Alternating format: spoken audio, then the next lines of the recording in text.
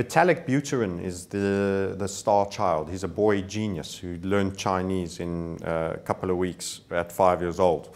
Yeah, so it's a fascinating story. So we have a hero already because Satoshi himself is this myth. He disappeared into the ether and no one knows who created, which, as I say, raises my suspicion immensely as to who really is behind this. But Ethereum has this very geeky, skinny Russian kid called Vitalik Buterin who lives in the States now and is their sort of visionary. And I think he's just early 20s now, literally 21. He learned Chinese in a few weeks. Yeah, he's a boy. He's apparently got a 200 IQ. I don't know how you get that, but somehow he does 200 plus 211 or something.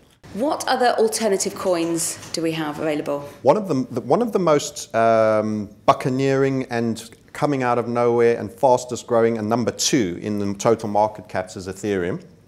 And the interesting position that it's taken is, rather than just being another coin, is they attempted to create the platform for other coins to launch off them. So this is kind of a little bit of a cunning move, kind of like Microsoft. Instead of trying to be the computer or the application, they were the operating system for which all the applications run off.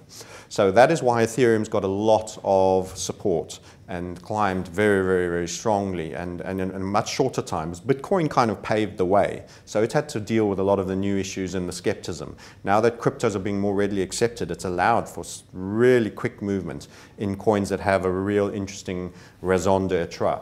And as I mentioned, they've got a sort of a star hero that hasn't gone into the ether like Mr. Satoshi in Vitalik Buterin, who's a boy genius, and as I was mentioning to you off screen, learned Chinese in a matter of weeks at 6 or 7 years old. So I mean, there's a cult hero element, and you can go swat up on that. And he's designing Ethereum and creating it more as this platform that people want to issue coins can then, instead of having to get involved in all the hardcore techie, because you need a lot of developers, this requires management, you want to hire good guys. If you've already got someone who's scaled out on really top developers and has done a lot of the thinking, you can actually go with their protocol, and then you don't have to do nearly as much. So it's kind of like a white labeling platform.